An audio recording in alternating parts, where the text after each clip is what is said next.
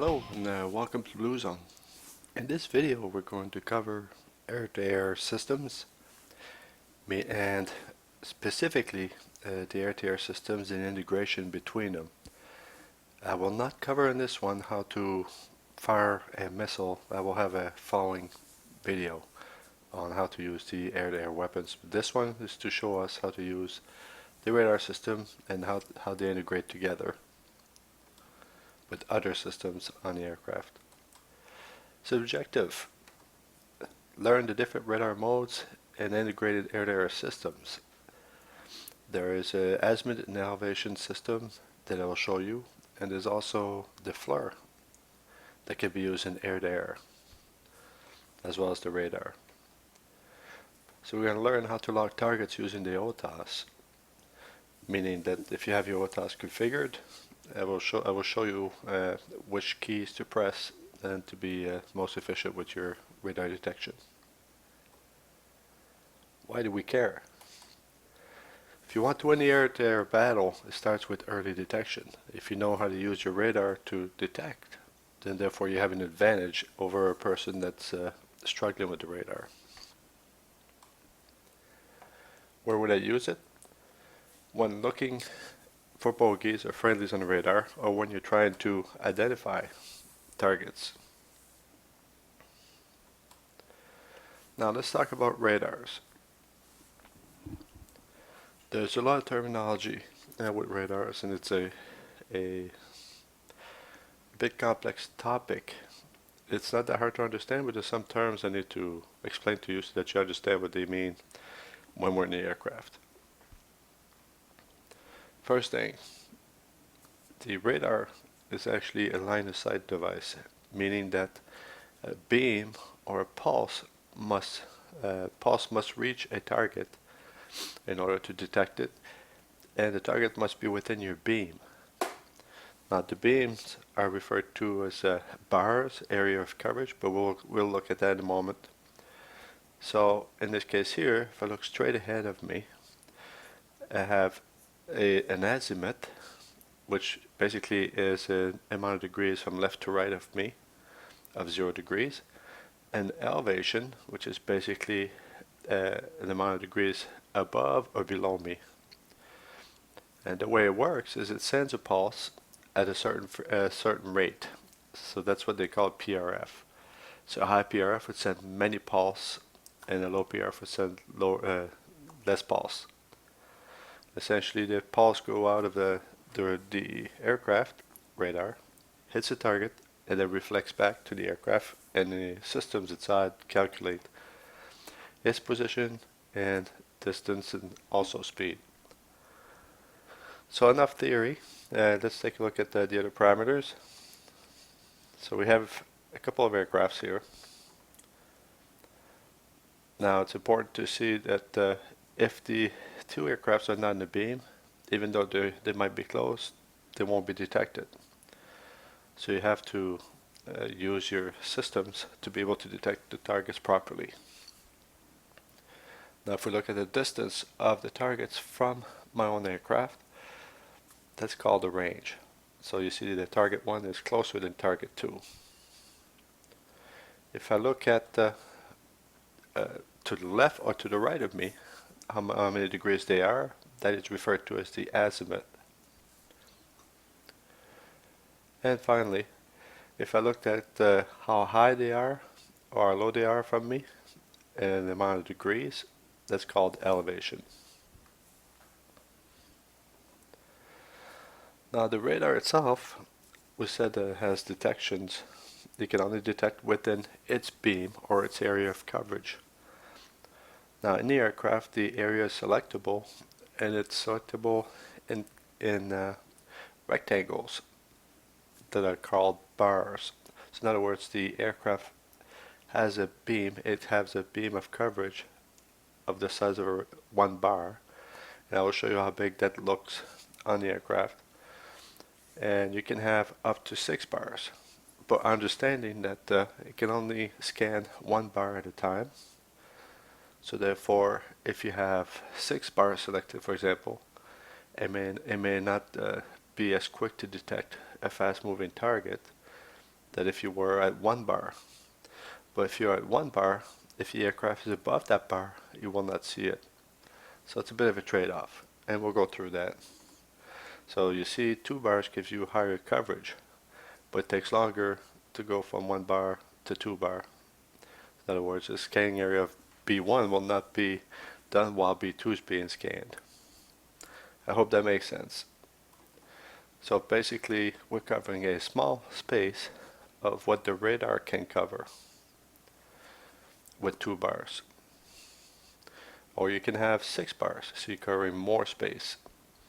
But now you can see that if we raise the elevation, you can cover those areas. You can go look with the radar higher or lower. So when you select 1 or 2 bars, it becomes your detection area for the beam. If the aircraft is above the beam, you will not see it. If the aircraft is within the beam, you will see it on your radar. HOTAS. Now it's important to have your hands-on throttle and stick, i.e. HOTAS, configured so that you can use your system without having to get your hands off the stick or the throttle. So the first one that should be configured is one for your weapon, and I have the shortcut keys here. Shift control 1, 2, 3, and 4. And the reason why it's important is if you, let's say hypothetically that you're flying around and the target just shows up in front of you. Well, you can pull down on your air-to-air weapon select and have the guns ready to go. Same holds true if you want to use your 9X or your AIM 9 weapons or AIM 20. It's good to have them ready to go, and you can select them at any time, the same as AIM 7. And one thing you'll see is that once we're using the radar, it's one way. There's one good way to get out of the ACM mode will be to go to a weapon station that you don't have. For example, if I don't have an AIM 7 loaded, while I'm in ACM, I can go to AIM 7 and it takes me out of ACM. There's other ways as well, but it's just a heads up for you to keep in mind. This one here is important. It's a castle switch, and the castle switch will allow you to set priority to your TDC. Now you've seen the castle switch we've used before for the air-to-ground weapon, where, for example, if you're going CCIP, in order to get your CCIP symbology, you had to go, while air-to-air ground, you had to go up on the castle switch.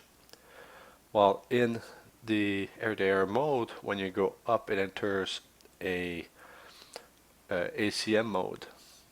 And in the ACM mode, when you use a castle switch from there until you exit the ACM mode, the castle switch has 4 different functions.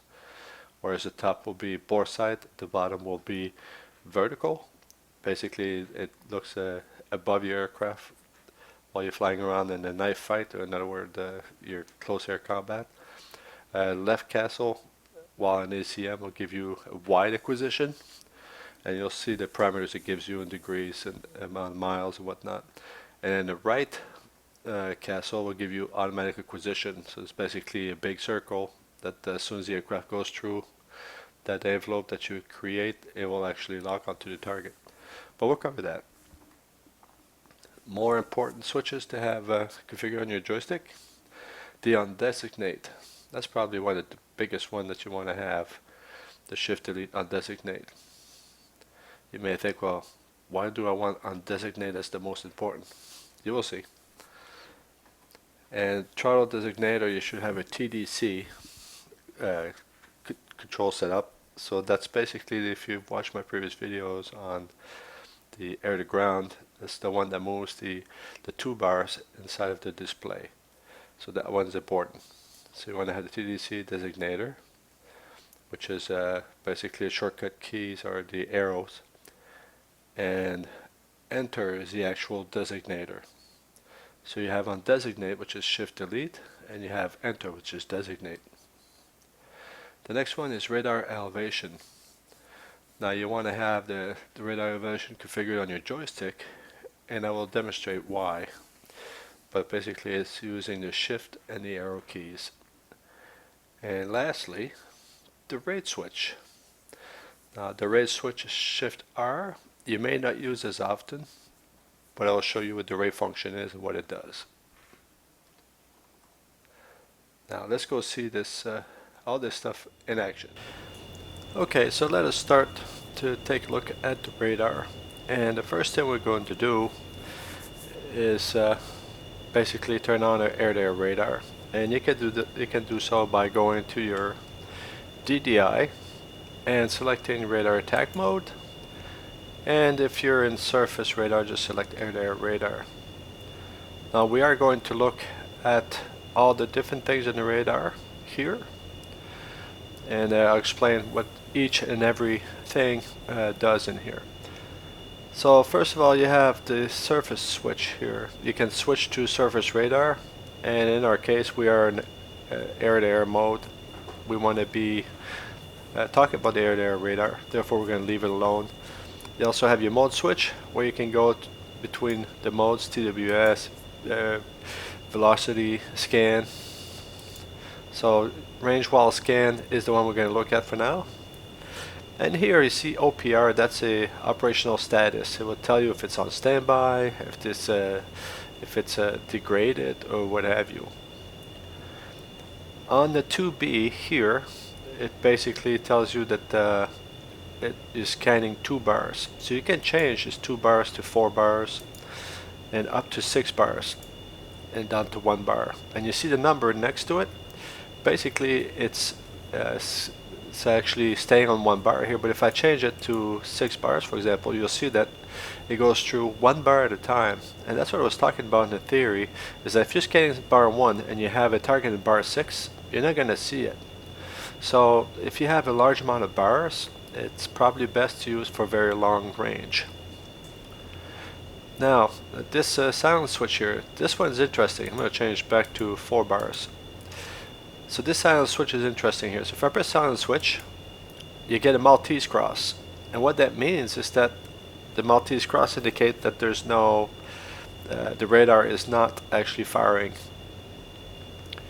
So that's the radar is not firing, therefore the enemy can't pick you up. But look what came up. There's a button that called active. So if I press the active button, it causes the radar to sweep, and then it sweeps the whole scan up to your scan area, and then it shuts off. So that's good to prevent detection. So you can go and let's say you detect your target at very long range and you want to sneak up on it. You only use the active when you need it. So turn it on. Not to be confused with an EMCOM, which turns off all communications altogether. This one's just for the radar. So you know about this switch here, so I will remove it from silence. And here you have the erase switch. So that basically unlocks, erase every target you have and start redetecting from scratch. And you'll see we'll use that while we have some targets. So here you see 319, that's actually our heading. So we're heading at the 319 currently, 318. The next one on the right hand side is the target aging. So that means it'll show me a target on my radar, and if I lose it, after 16 seconds it will disappear. And that's selectable from 2 all the way up to 32. Now this little diamond here is a TDC priority. It basically says that this is the sensor of interest that I selected, and you can use that with your castle switch to go from excuse me, one sensor to another. Now you see there is a range here of 40, so you can go up in range or down in range using the arrow keys. So 80 is the maximum. You can go down to 5 nautical miles. And notice when you get 5 nautical miles, it actually gives you some information here about your own. And it looks like I'm getting very slow. I'm 159 knots, and this is my altitude. So we're going to dive a little bit. So anyways, we'll bring it back to 40 knots. 40 knots, 40 miles, sorry.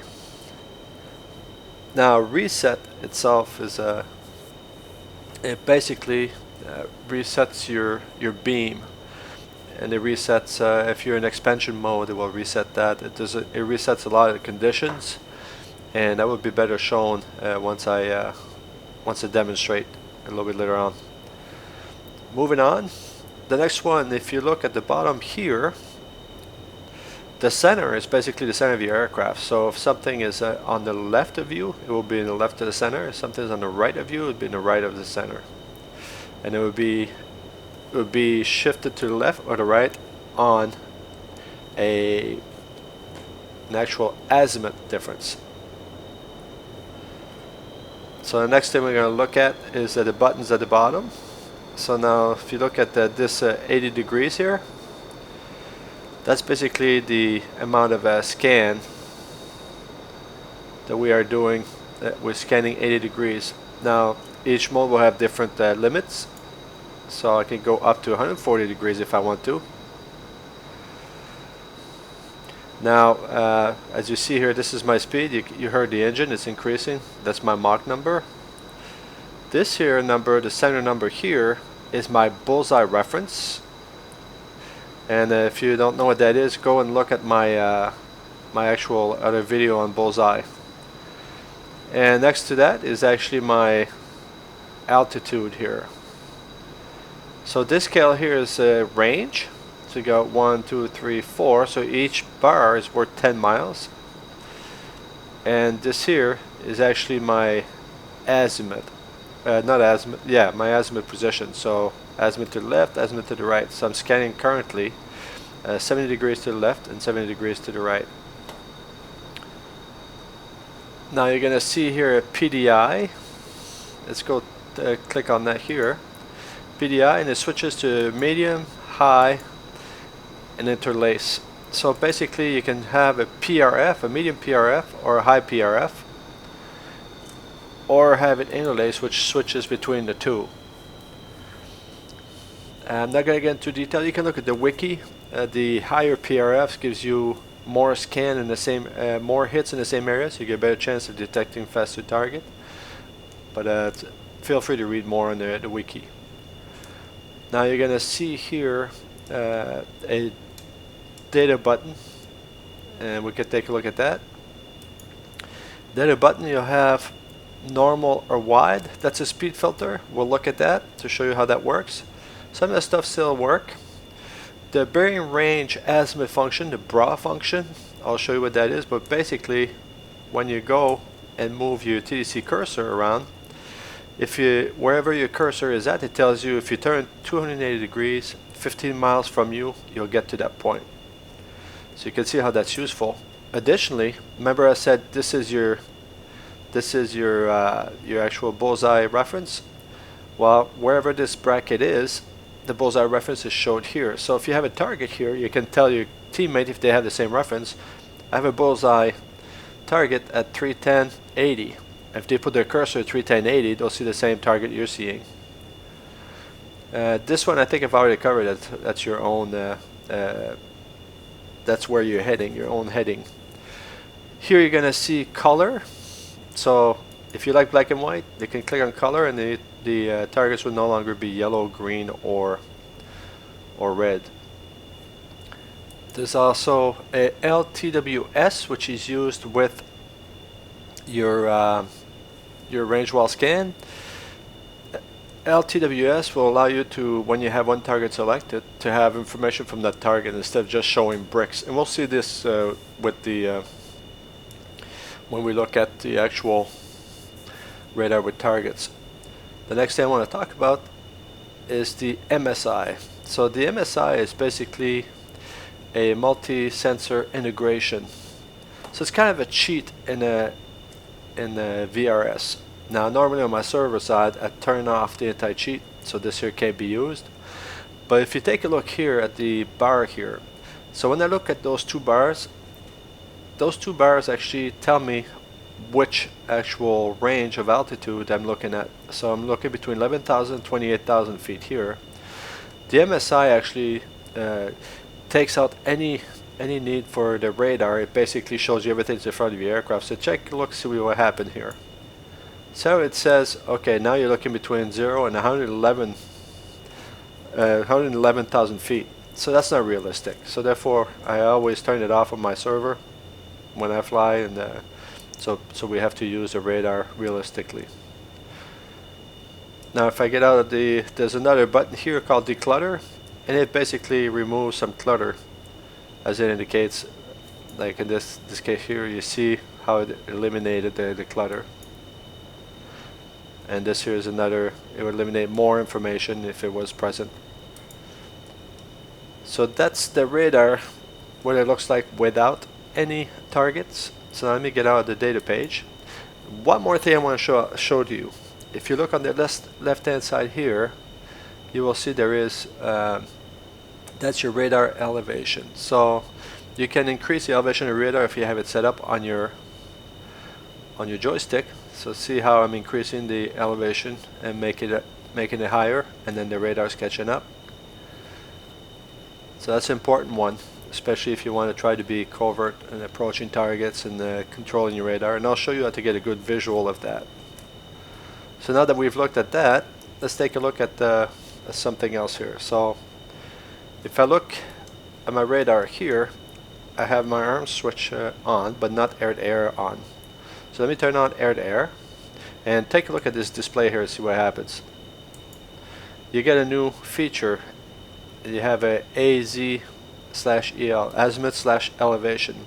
So if I select this, you will see that you get some indication here, field of view. So what that means is it's basically showing you what your radar looks like, where your radar is pointing, and so on and so forth. So let me just show you what I mean here. So briefly, so if I move my radar in elevation, notice how the bars, so that's basically all your bars here, they're going up and down. See that? The circle here represents your FLIR. So I told you that it was integrated with your FLIR. So that represents your FLIR, where it's pointing. And here you have an azimuth scale, so I can go change the scale to look at my bars, kind of zoom in to my bars where they're at. So that's how that's what that looks like. If you look here, field of view, if I eliminate that, then I only see the targets, and I will not see any of my radar bars or where my FLIR is pointing. So now if I hit the reset, it basically recenters the bars. The same holds true if I hit the reset on the right hand side, it recenters the bars. So now one more thing to look at, if you look at the press on the radar WS, and let's look at it a little bit closer here. If we press on the radar RWS, next thing you know, you start having some FLIR information here, right? One thing that's important, if you want to see your target, your air-to-air target, there's a slave mode here.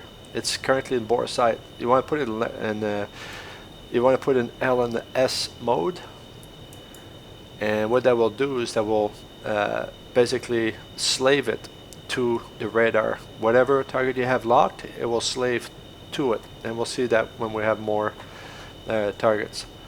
Now the FLIR display, you can actually go here directly and go see your FLIR display and set your field of view, and I usually try to set it in zoom, and sometimes you see better in black and white, and then when you reverse it, but it's totally a preference. It will zoom into a target here so that you can see what it looks like.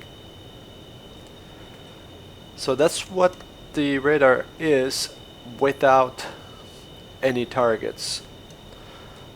And the next thing we're going to do is actually look at targets. But if just so that you are aware here,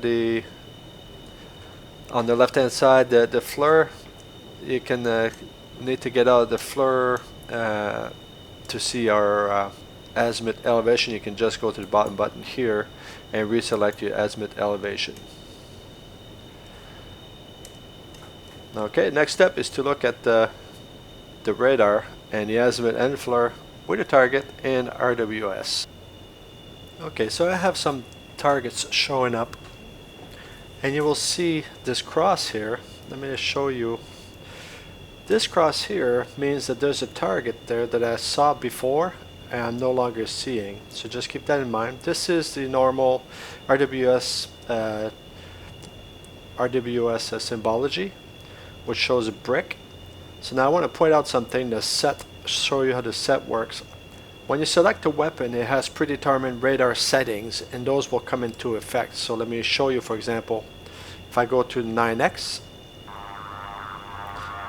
you see that it changed the bars to 4 bars, and didn't change my target aging, but it did change my range to 40. So now, if I want to, I can set it to 1 bar, and I can set it to a range of 20, and just hit set. Watch what happens. It disappears after 2 seconds. So now if I go to another weapon, right? And I select 6 bars, and I select 80 miles range. If I go back to my 9X, watch what happens. It remembers the settings that I put in the 1 bar and the 20 nautical mile range, so it set the target to that range. So that's what the set function is for. Now if I go to I'll get out of weapons here. Let's go into the data page. So what this here means is a target missing here that I could pick up, but let's take a look at what we have here. So I go in the data page, and there is a normal box and a wide box, and a normal box here. So if I click on it, it changes to wide.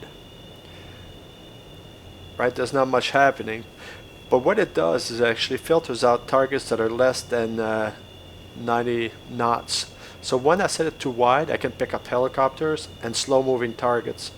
And see how my target is disappearing here?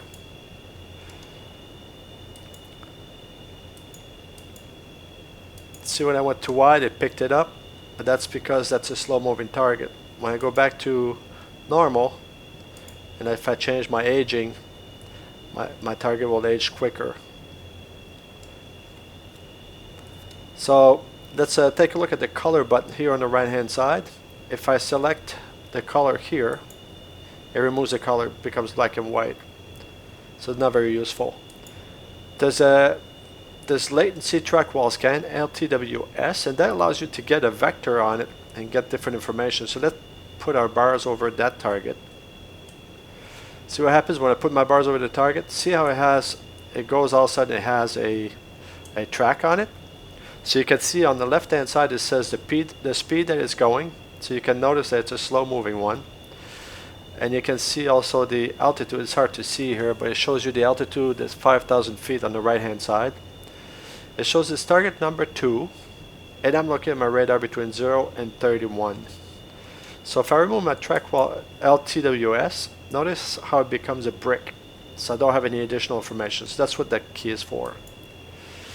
The MSI itself, if I use it, it tracks any target. It looks very wide range. It will pick up every target there is. So now when you see this plus sign, it means it has a track file in memory, and you can actually recall that track file. You can use your shift delete, which is your undesignate, to actually select a target. See how there's a target that shows up, and this one is moving at 0.4 Mach, which is approximately 250 knots.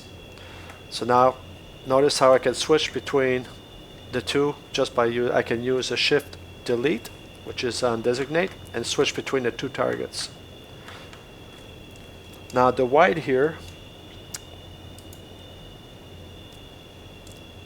see how I make it wide? I only see certain targets a certain speed, and when I put it back to normal, the target shows a slow target. So basically when you go wide, it says I don't want to see anything that's general aviation less than 90 knots, and I don't want to see any helicopter or whatnot. But if I use my shift designate, now I only have the fast moving target, anything over 90 knots. So I hope that makes sense to you. So now we can track those targets we can track the target, and if I use my shift delete, I can go between them. So let me go back so we have two targets, and we'll do some other scenarios. So now I can switch between the two targets just by using my shift delete. Now if you look at my radar, okay, I have the time aging here set to 2, which is not very long, right? So let me take a look here. You see how it's in my bar? So if I actually go and change my elevation, look what happens. I lose my targets. But if I put my elevation down again, there comes my targets. And that's what you use elevation for. Here you can change the scale on the elevation here to be a bit wider. Now I'm going to set my FLIR to track the target because we want to be able to identify it. So I'm going to go here and set it to LS. So whatever I lock onto with my radar, I just undesignated here, shift delete, and notice how the FLIR is showing the target of interest. So the circle is the FLIR. Now I can adjust my track to fit within that. If I shift, that's where the FLIR will display.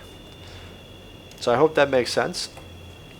Additionally, if I wanted to, if I had something much of a narrower radar here, if I set it to a narrower track, right? The fast moving one is going to go by us, but let's say I set it to 20. See how it shows 20 here? So I can use a shift delete to go up and down, or to go to the right or the left. See, if I go to the left here, see my track disappear? So that's why it's important, but it's you can use it with for tactics, you know, to just keep track of the target, keep it in your radar cross section. Now you see on the right hand side here there's an X saying, hey, there was a target here, but you're not seeing it anymore. So word to the wise. So that's RWS range wall scan as a whole. Now let me get back into a wider view here. So I got this slow moving target coming close to us here. You'll notice here there's an expand. Expand, it kind of expands around the target, so it gives you the range, approximate range of the target. And on each side, it would show you if they were flying formation real close, it would expand and show you other targets. So now what we're going to do is we're going to fly near this target here and try to get a visual on the FLIR. So you can see the FLIR is locked into it. And now I want to go and actually make sure that my radar keeps it locked. So what I will do is I'll go here and basically give myself a track here.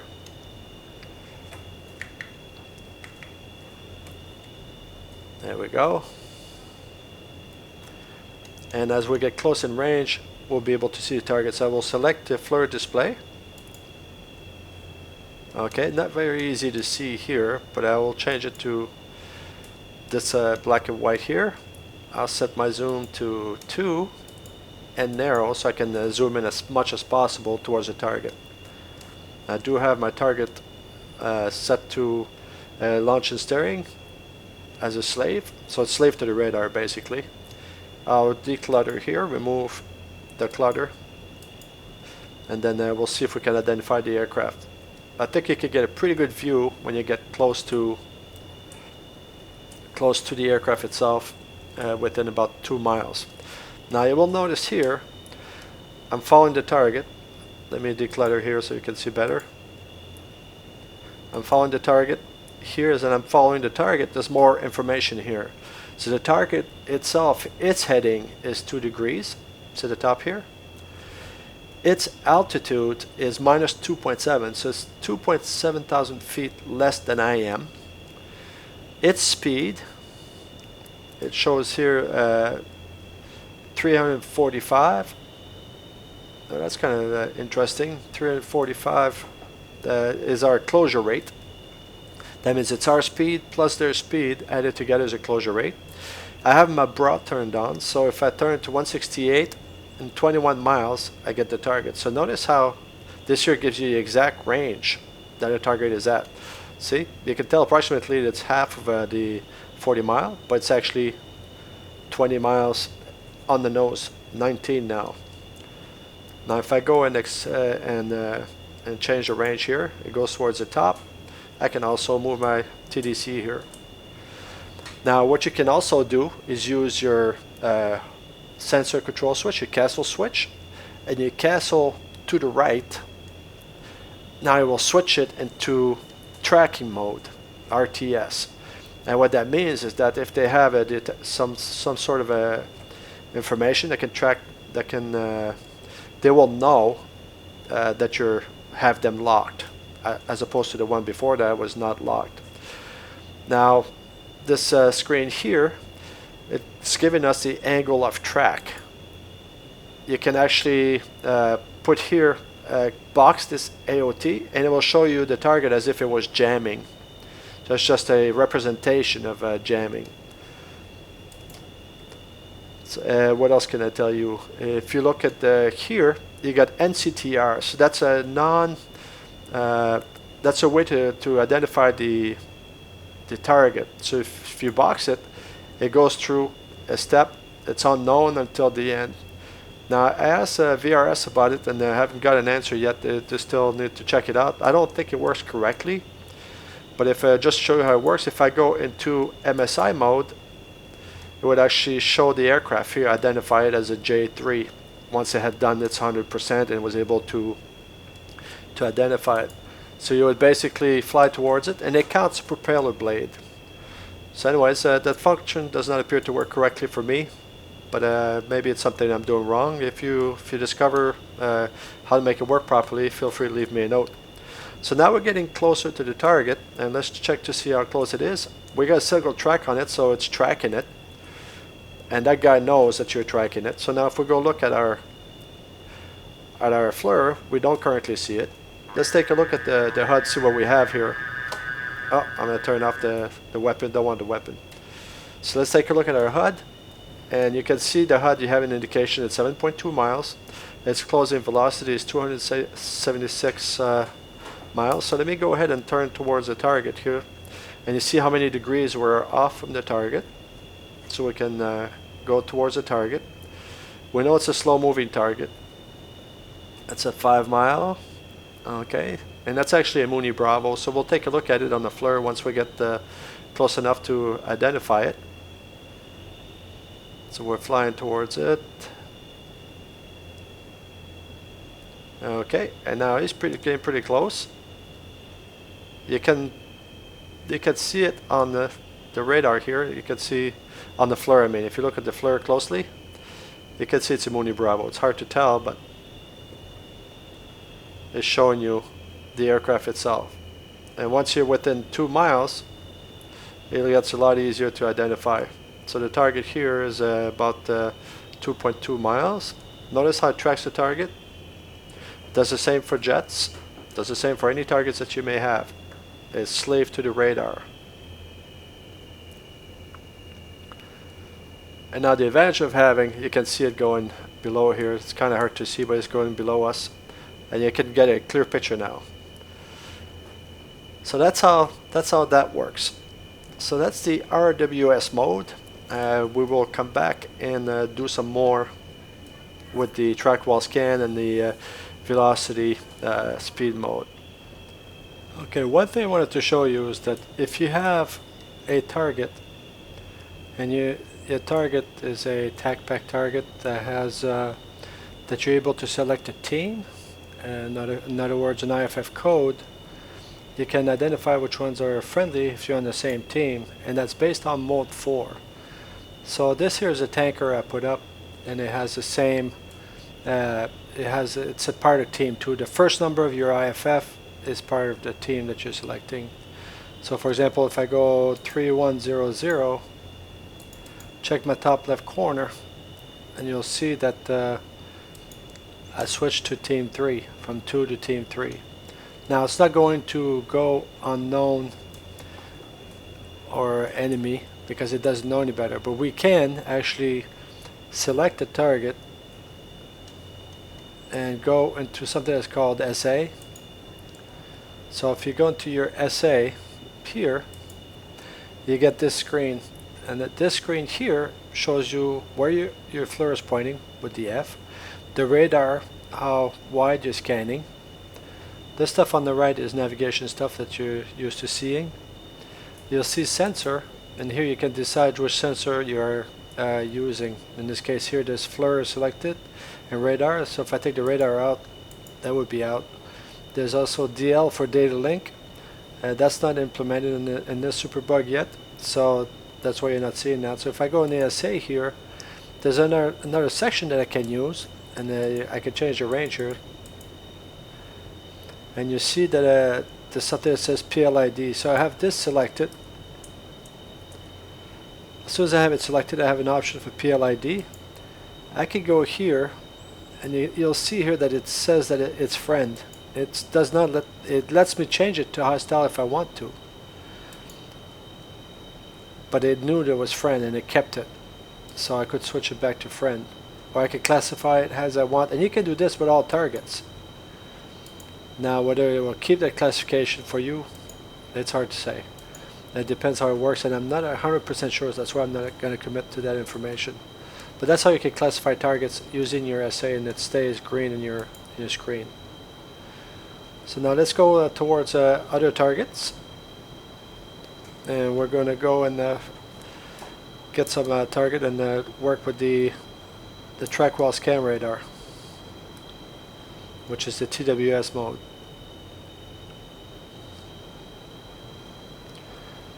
Now the TWS mode, there's not that much difference with what we've been doing, and you'll see in a moment once we get some targets on here. I'll switch to the TWS mode. Let's stabilize here.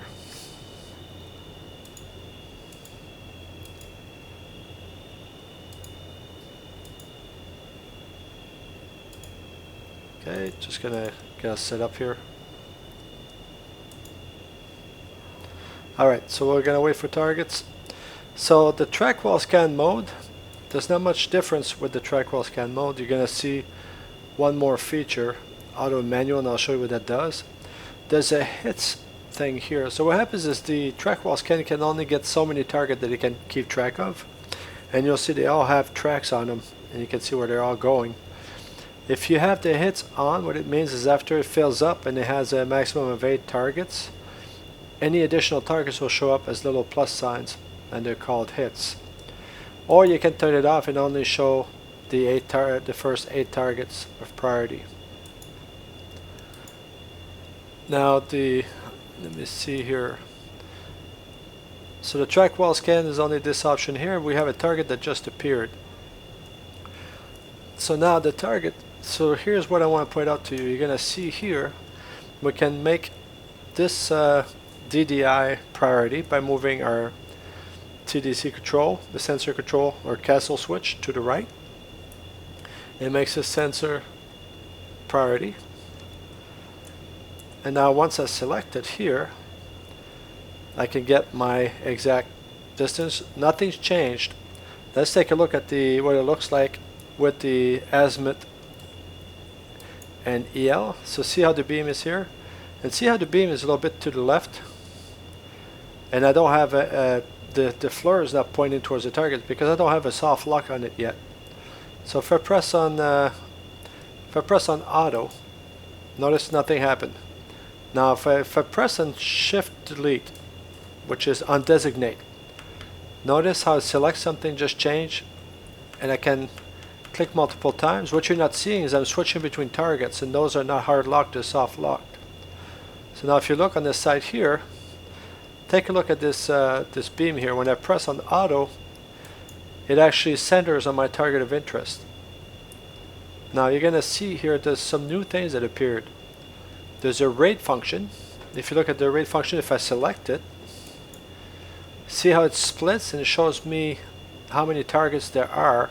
And look at the range. It says 61 to 71 miles. That's the range it's looking at. And as I use my shift delete, I can switch between targets, and it centers on whatever I have selected. Now if I go and get out of the rate function, which is, you can invoke it with shift R, so if you want to program it on your joystick, there's also an expansion option. The expansion itself will work a little bit different. It does not center on your target. Oh, I went and locked the target here. Not what I want to do. But it centers different. If you look at EXP, 67 to 57, the RAID looks almost the same, but it's just a different view. So sometimes one will work better than the other. So you got two options. The same holds true in this AZ azimuth elevation display here. You can actually use the expansion to see a different view, and depending on which one you have selected with the shift delete for undesignate, it will actually tell you the exact range of velocity and their heading. So very valuable information. And if you think that's a lot of information, don't worry. We're going to go through a step where we'll show you how we can actually how to use all this information we just learned to our advantage. Now there's another mode on here that I need to show you, and it's called the velocity scan. So this is where you only get the velocity and the azimuth. So it's a scale of, in this case here you get 0 to 100, 800, you could go up to 2400. So those are knots, speeds in knots. And I have, myself, I got my own speed at 250. And these targets here are showing up at 600 knots. So they're probably about 350 knots or close to my 250, maybe 270 knots. And there's nothing new in here that you haven't learned yet. There's this function here still works. It gives you the approximate distance of the target and your angle to go to it. So you can still get bullseye on them. Although I don't know. In reality, we don't have any indication of the range, but because the other systems have picked it up, that's where we get that information. Now, also you'll notice at the bottom left here, the PRF is set to high, and this is a great thing to get fast movers and see which ones are moving really fast towards you. So that's what we would use this this screen for. Now if I go back and track while scan, I'll show you something else I forgot to mention. If you look at track while scan, at the bottom here, the PDI, if you click on it, you can change the PRF to medium, high, or interlace. Interlace use the best of the medium, and use the medium and the high together to get best results all around. Each one of those PRF modes have advantages and so on and so forth. So that's all I had to show you on the TWS, and what I'm going to do, like I said later on, is try to combine everything together. But the next thing we're going to look at is actually the ACM mode, which is what you use when you're in a knife fight. In other words, it's a close combat radar system portion that you use. And we'll come back to that. Okay, so here's the setup. I have my friend Skyspin and Chopper flying formation approximately 40 miles away from us. In fact, probably more like 50 miles away from us. And they have their jammer on. I want to show you what it looks like. You can obviously see, if you look carefully here at the bottom, you'll see that they're in front of my RWR. They're in front of me, and if you look at my HUD, you have indication that there's emitting aircrafts in front of us. So now what I want to do is I want to take a look at, try to find those targets. I'm going to move my elevation, and you see that I have an indication here of A and J. J stands for the jammer, and A is for an angle of track. So in other words, I don't have any azimuth on this target. I only have the azimuth. I don't have a range on the target, I should say. Therefore, as you see here on the left hand side, if I look at the radar, you will see that I have in RWS, I only have a brick, and the two guys are flying formation. So they're doing a really good job flying formation because we're only seeing one of them. So that's great. So now if I look at the track wall scan, then you'll see you get the same representation that we were seeing on the AZEL on the other side. And once again, you see a little bit of a movement here in the jam track. So if I press on designate, I should be able to select those targets. And you see I do select the target. They're the same altitude. You see on the left hand side here, you can see the altitude difference. It's kind of a switching back and forth. It's because I'm selecting two different aircraft, but they're exactly at the exact same position.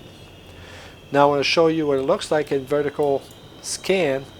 The vertical scan, once again, they just show up in this box here, and this box here is called the dugout. And in fact, what that does is when it can't tell the range of a target, but it has detected a target, it will put it in here. It's kind of the ambiguous area, and it's called the dugout, and that's where those targets ends up. Now if I go back into my track wall scan, what I want to point out to you is that remember I was telling you the range? While the actual jammer does not work forever. In other words, once you get close to them, they will actually be able to pick them up on radar and get all the locks that we want and have range and what have you. So let's take a look at the HUD. Something interesting here. If you look at the HUD, I do have the target. I don't have a range, but it does show me that I have a radar jamming going on. Now, we're not going to talk about the air-to-air missiles, but the AIM-120 has a mode where it can hone on jam. So jam does not make you invisible to missiles. Just so that you know, you basically have a great big beacon on you saying, hey, I'm over here. So the next thing we're going to look at is we're going to wait until we get within range, and you'll see once they get around 20 miles, the targets is actually going to show up here in the middle of the screen, and then we'll be able to do whatever we want to do with them. Now notice that in track wall scan, I can lock this target all I want.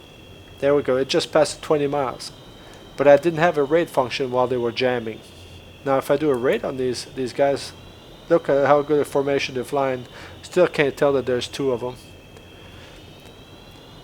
So this is the jamming itself and the impact that it has on the detection and the radar. So if you see jamming, now you know how to deal with it, and you know that if you get close enough, you can actually burn through the jamming. And this occurs based on my test around 20 nautical miles. So hang tight. The next step in our video is going to be looking at the ACM and what we can do with ACM. Okay, let us look at the ACM modes. Now for the ACM mode, what I need you to keep in mind when we're looking at the ACM mode, you have the TDC here that we can move, and I'll tell you why it's important. So basically your TDC itself, which is the arrow keys. You also have, you need to know the designate, okay, which is your entry key, and notice how it makes an X here is because you're locked to something that's in the air. You're locked to where your position is for this here, but it's not a target. Anyways, so getting back to what we're talking about, I want you to also visualize in your head that when I mention the cancel switch, it's the control keys, control up, down, right, and left. Now the ACM itself, to enter in the ACM, what you need to do is take your cancel switch and go up, which is control up. And the first mode that you encounter is the bore sight mode. So as you can see here, the scan is very narrow, and bore sight implies it's in front of you, and it has a range of 10 nautical miles. So if you look at the HUD, any airplane that shows up in this circle here will get locked. So one thing that's important about ACM mode is that when you get it gets within your purview, it's a hard lock, so they will know that you have them locked. Okay, keep that in mind.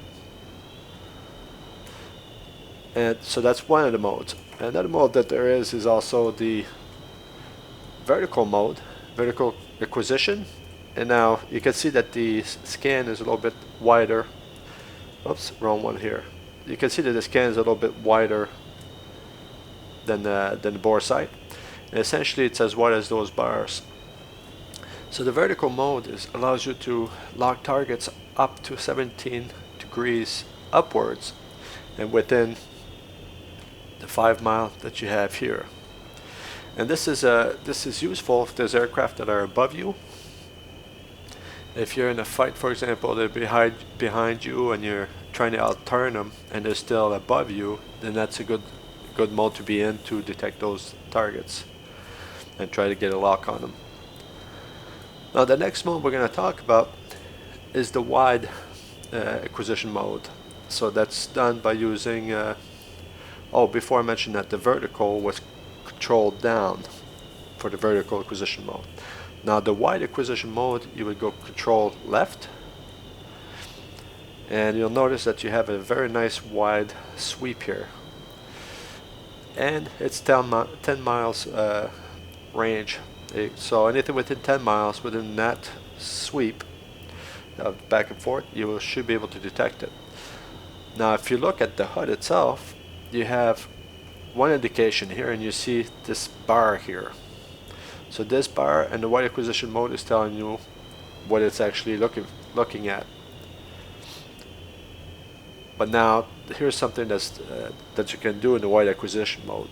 You can actually select, you can actually look around and try to find targets. What I mean by that is, let's say if you press enter, which is the designate key, notice how it gets an arrow here, arrows, and it gives you, the rectangle itself is your radar beam, so you can use your TDC, which is your actual arrow keys, and look around the actual aircraft to try to find targets. So that's one manual way that you can scan the sky and see if there's targets within your range. And again, this is a 10 nautical mile range, so anything inside a 10 nautical mile range, if you actually get the beam on it, it will lock it. Now next thing we're going to look at is the one thing that we've not looked at is the right side. So let's say if the castle switch to the right, if you notice, I'm doing castle switch to the right now, and it does absolutely nothing. It's because castle switch to the right is the acquisition mode, or the fast acquisition mode. So if you have a target in there and you castle to the right, it will try to lock it. If you don't have a target, nothing happens until you select your guns. So now you can do your weapon select with the control 1, 2, 3, 4 if you have it mapped. And basically on my POV, on my stick, my button, the down arrow is my guns. So I have, for example, on the left side I have my 9X. On the right side I have my AM120. And on the bottom I have my guns.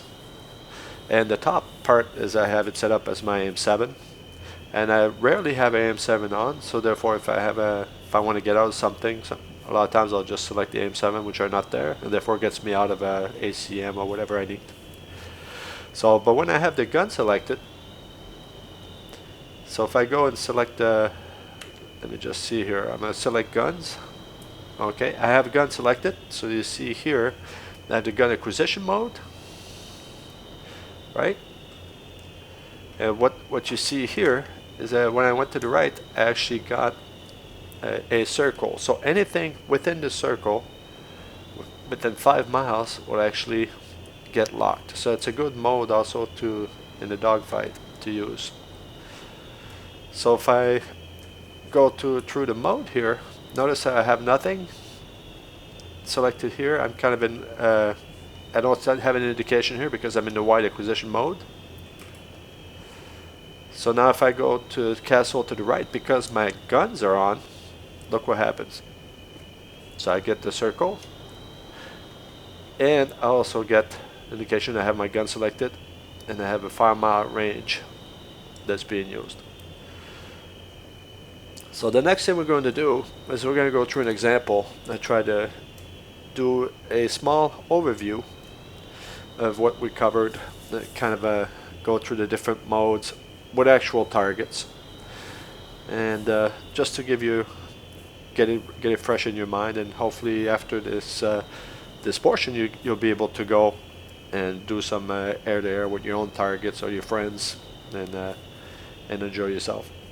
Alright, so we'll be back the next part, and the next part will just be an overview and a couple of things, little tricks with the castle switch that you'll find interesting. Okay, so what I'd like to do now is just do a review of what we looked at. There's still a few more things I want to show you, but I threw a lot of information at you, so I want to make sure to kind of consolidate all this by doing an overview and more in practice kind of overview. So what I'd like to do is first is we're going to review the HOTAS and what it means and how it works. And what I need you to do is visualize these controls when I do the practical part in the bug in the plane, so that you'll be able to see how to work through the HOTAS functions. I highly recommend that you program your joystick with some of the HOTAS with some variation, because you'll find it much easier to get into combat and you use the HOTAS if it's programmed on your joystick properly. Now, I got some good news. There was one small function that was not working, and VRS has fixed it since I started this video, so I'll be able to show you. So now let's take a look at what I want you to remember. First of all, HOTAS means hands-on throttle and stick, meaning that you should be able to use the air-to-air systems for the most part without lifting your hands off of your controls, off of your joysticks. And that's what HOTAS is all about. Now if you have those switch programmed, then you will be able to accomplish that. So let's take a look at some of them. And what I want to make sure is that you remember the switches. What I don't want to do is tell you that, okay, control up, control down, control right twice, and that kind of stuff. It gets confusing because, let's face it, you have control, you have shift control, you have control 1, 2, 3, 4 and whatnot. So let's start with the sensor control, the castle switch. So that one I want you to remember when I say castle, this is the switch I mean. So castle will let you move your sensor of interest, that little diamond in the top of your left DDI or right DDI. So that we use a castle for that. When you go up with the castle switch, it puts you in ACM mode. Once you're in ACM mode, the castle switch allows you to switch ACM type beams, like your bore sight and your vertical, your wide, or your auto acquisition. So that's an important one. So when we do our review, I'm going to use the word castle up, castle down, and that's the switch that I mean. You have your air-to-air weapon. Now, if you don't have enough switches, I can understand that you would not have this one on, but let me just bring up a few points and see if it's worth it for you to set up something to have it. So if you go straight to guns, it will put you in gun mode, air to air, ready to go, and it puts you in ACM mode. We'll have to confirm that, I'm not sure, but it puts you in gun mode. So let's say if the airplane, you're having a knife fight with the plane, and the plane goes outside of the minimum range that you can employ. You can deploy an AIM-9, right? Let's say it gets away from you, you're no longer close enough to do gunshots, but the plane goes far enough. All you have to do is do weapon left, your AIM-9 lights up, then you can throw one up his pipe. So it's a quick way to go from one weapon to the other. So just bear that in mind. You can use that one. And one additional thing is that if you have an AIM-9 and you have some AIM-120s and the guns and you don't have an AIM-7, whatever station you don't have, if you're in ACM, you can go to that station of the one you don't have and it will take you out of it.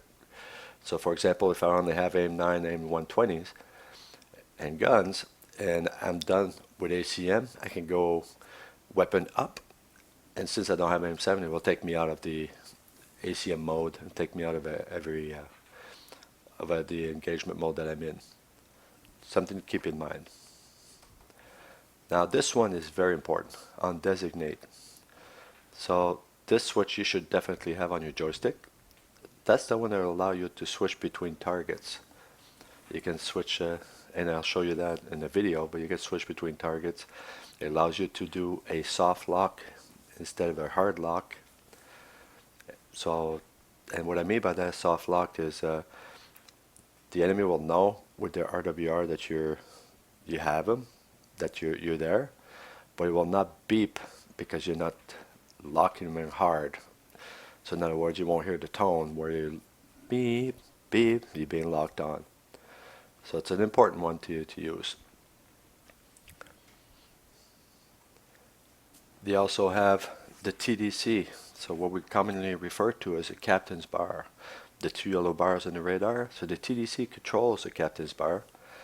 So I would recommend you have that on your stick because you use it quite often in air to air or air to ground.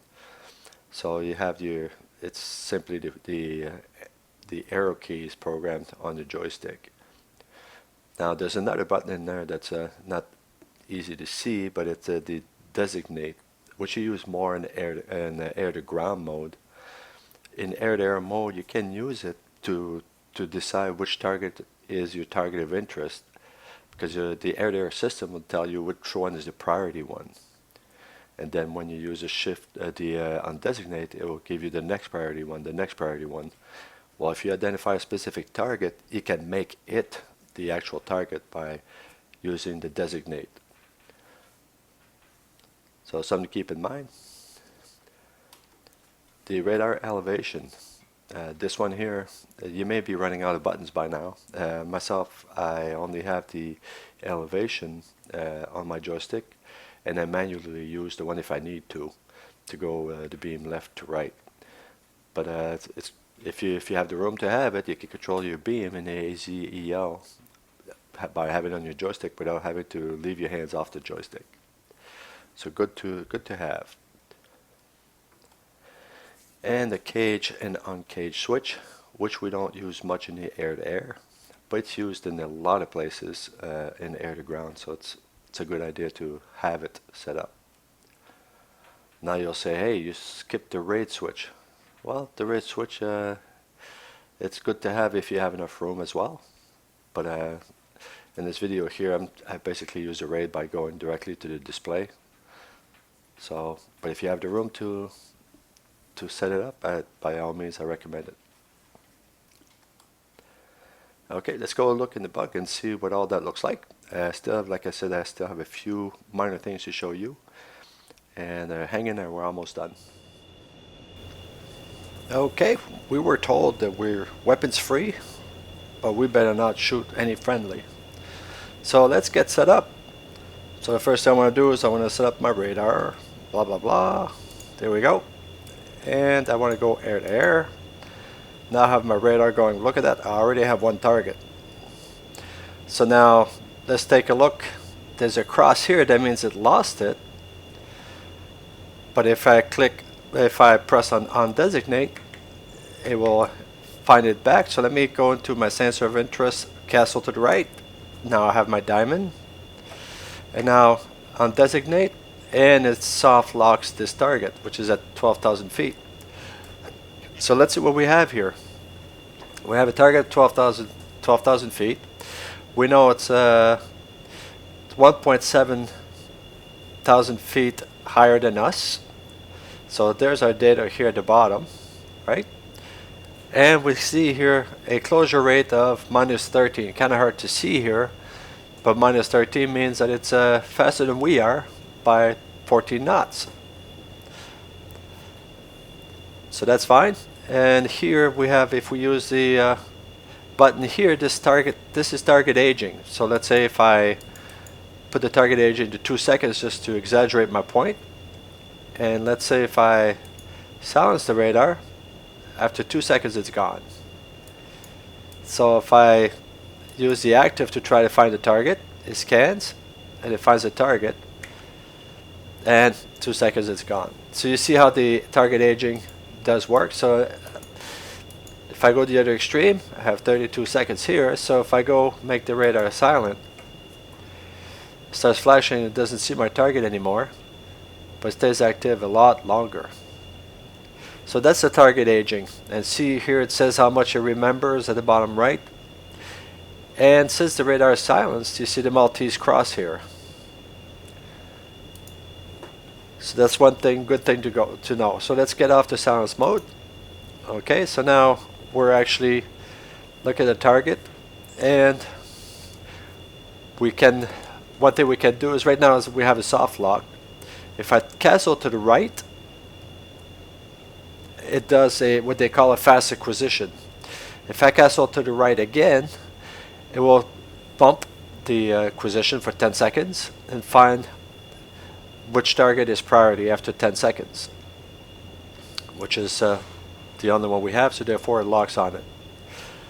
Now if we were to go track wall scan, we can actually go track wall scan from here, but there's not much difference in the data that we'll see in track wall scan, but I will get you there in a minute here so we see what we can do.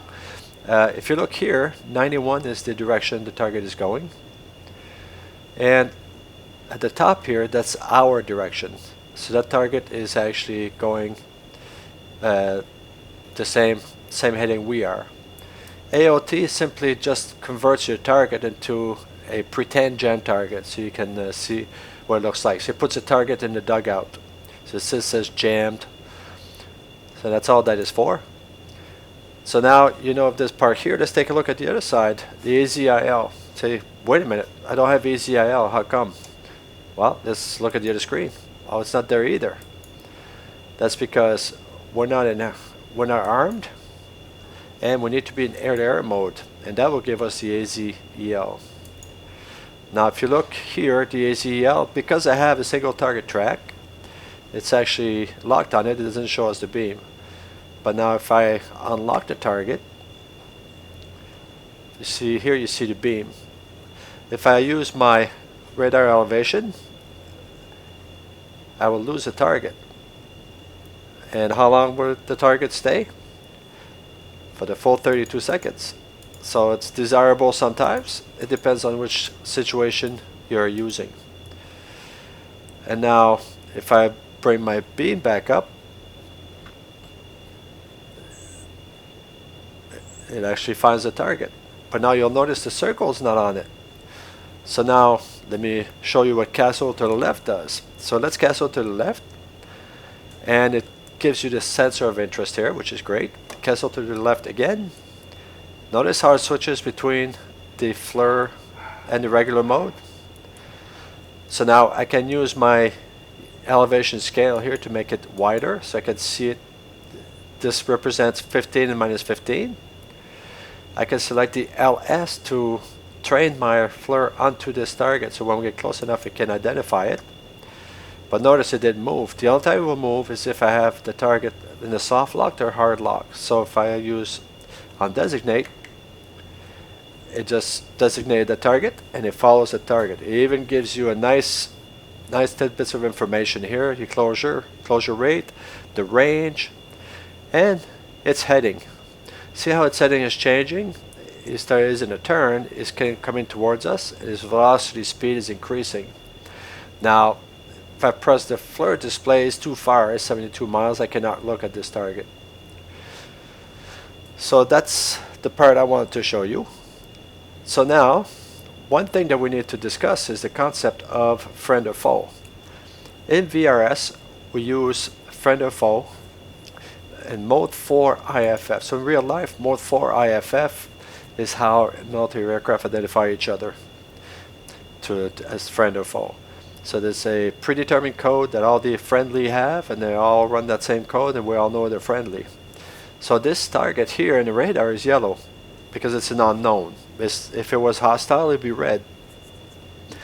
So I told this target happens to be a tanker, a KC-135, and it is a friendly, and they're on team 2. So their IFF code starts with a 2 on mode 4. So myself, I'm at 0000, therefore it looks to me like an unfriendly. So let me change my actual IFF code to 2101, enter. That now puts me in the same team, team 2, which you see the change here on the screen, and the target appears as a friendly. One more thing it gives you is that a KC-135 here, it shows you the identification. Now if I look at the closure rate, I can switch the velocity scan, and you'll see that my target, let me declutter here, you'll see that my target here is at about 600 knots total closure velocity, and it's increasing in speed because it's heading towards us. So that's how that works. So now you understand this concept. Let's go find some enemy targets and look at how we use the radar with enemy targets. Okay, so we now have an enemy target that we can acquisition by using our undesignate. And you see that I have one target. And it's hard to see how many there is, but let's go check velocity scan. And we can see there's multiple targets going very fast here. So we'll go back in our track wall scan and use shift delete. And if I use the rate function, I see there's multiple targets. Now I can start identifying those targets by using the NCTR function, the non-cooperative target recognition. And you'll see here it'll do its thing and try to identify what those aircrafts are.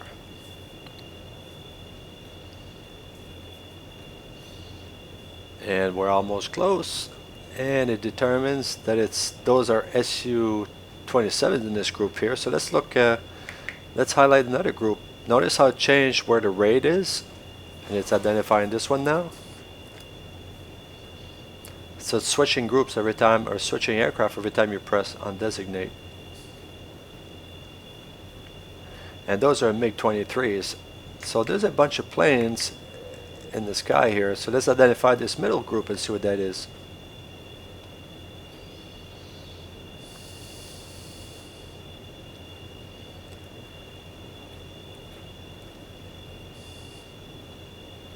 So those are Tu-95s. So it looks like the MiG-23s are escorting the Tu-95s, and they have Su-27 in front of them.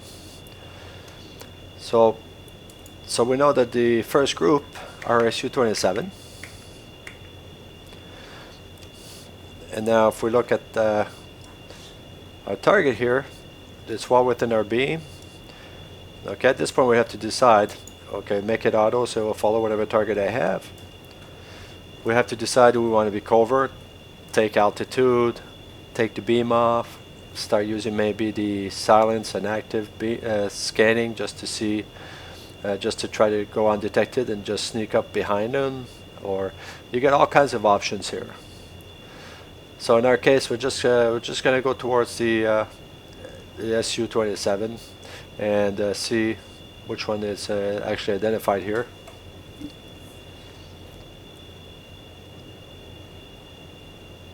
Not Tu-95.